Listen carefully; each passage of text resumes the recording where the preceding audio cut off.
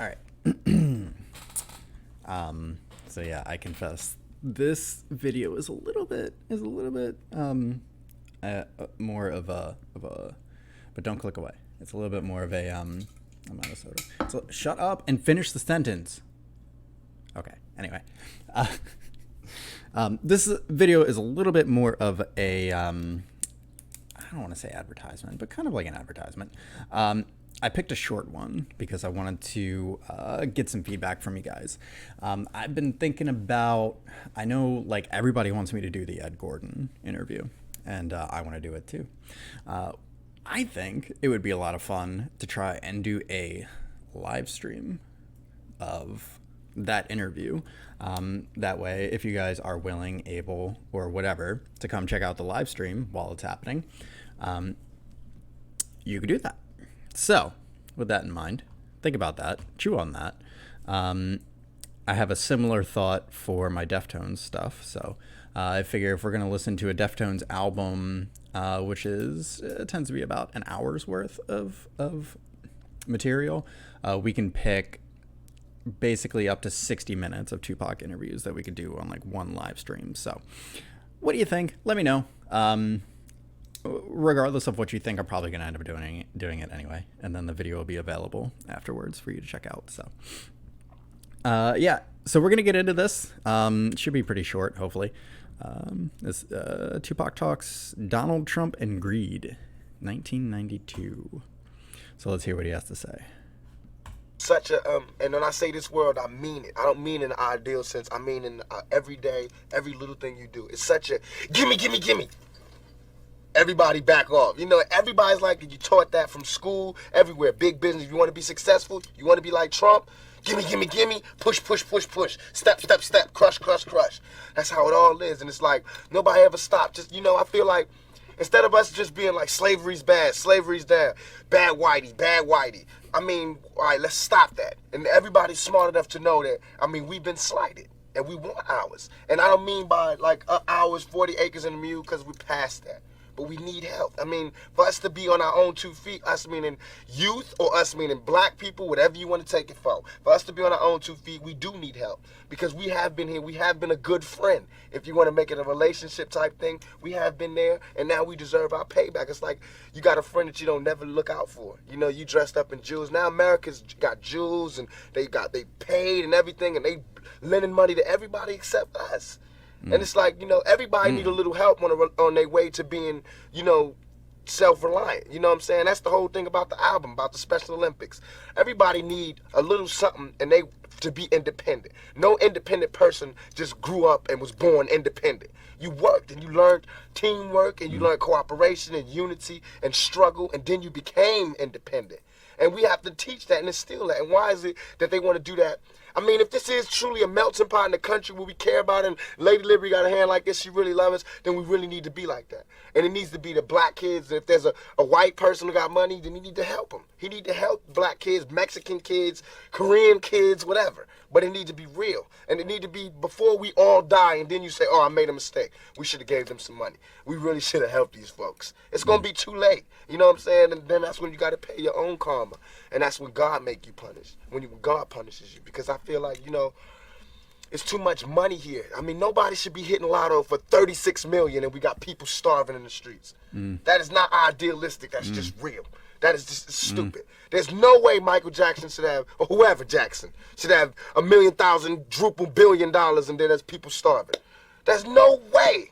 There's no way that these people should own planes and their people don't have houses, apartments, shacks, drawers, pants. You say to people that say, well, they earned it. Now you go out and you're earning it. If they earned it, then I think that that's good, and I think that they deserve it. But even if you earned it, you still owe. Because look at me, I don't have that mega money, but I feel guilty walking by somebody. I got to give them some mail. And if I know I got $3,000 in my pocket, I feel like it's wrong to give that person a quarter or a dollar. It's wrong. Only you know what you got in your pocket. And that's wrong. No matter what they do, if they take it and drink it, they take it and drink it. But, I mean, you got You understand? And we all know how hard it is, and it's not about if you good or you bad. So since it's not about if you good or you bad, we know that because he don't mean he was bad. Or don't mean he's a criminal, or don't mean he's crazy, or a drug addict, or none of that. It just means he don't got. And ain't it bad that you got 30? I mean, can you imagine somebody having $32 million? $32 million. And this person has nothing, and you can sleep. You can still go to the movies and then these are the type of people that get humanitarian awards. Millionaires. How can they be humanitarians?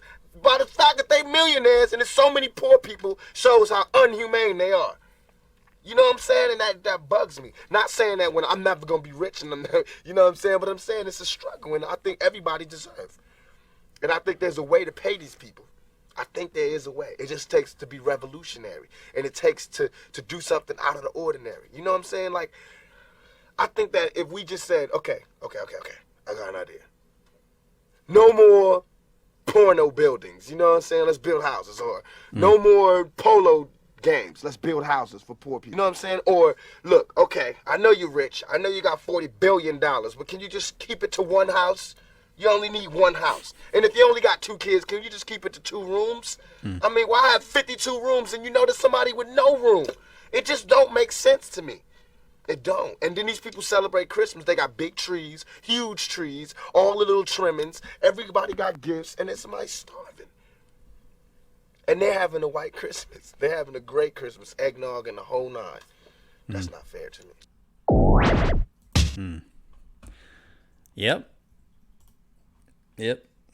A couple of things from that. How old was he in that interview? Was it 92? 23? 22, 23? Something like that? Feels like, when you listen to him speak, it feels like he's a lot older. So,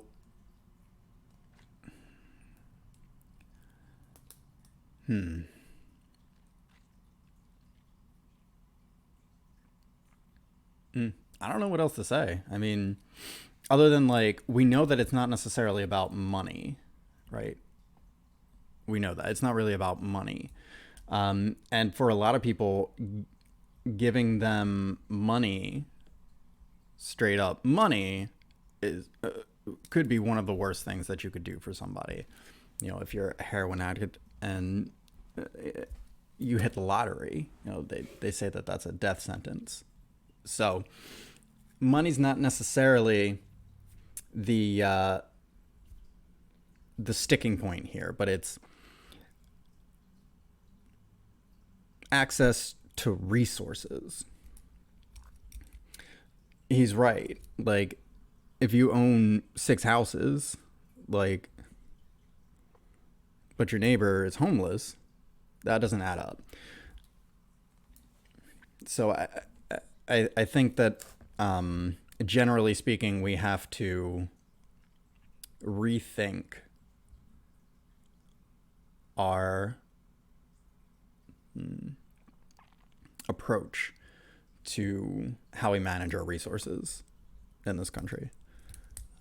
We still do. And to be honest with you, it's probably worse now than it was in that interview. So,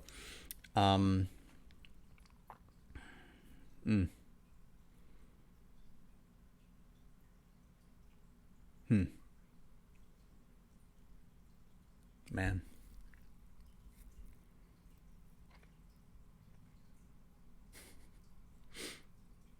I don't know. So, what do you guys think? One of the things that I like to tell people when they,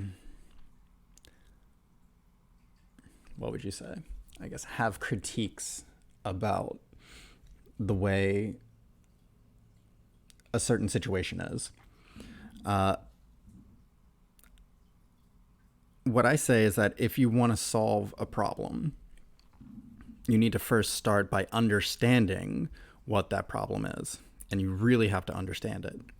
And so I don't think we understand what the wealth disparity problem really is. Because again, I think it's pretty clear that it's not necessarily about money. I think it's money is a symptom of the problem. I think the problem is more deeply rooted than in just the fact that some people have money, some people don't have money. And there's wide, and that, you know, the pendulum swings to insane extremes. So, all right. I'm not going to solve the world's money problems in this video, guys. So just, you know. Anyway, I hope you enjoyed the video. Went on a little bit longer than I thought it was going to, but yeah, let me know if you guys want me to do the live stream thing, and we can start trying to figure that out. I'm gonna get out of here though, and I'll catch you guys in the next one.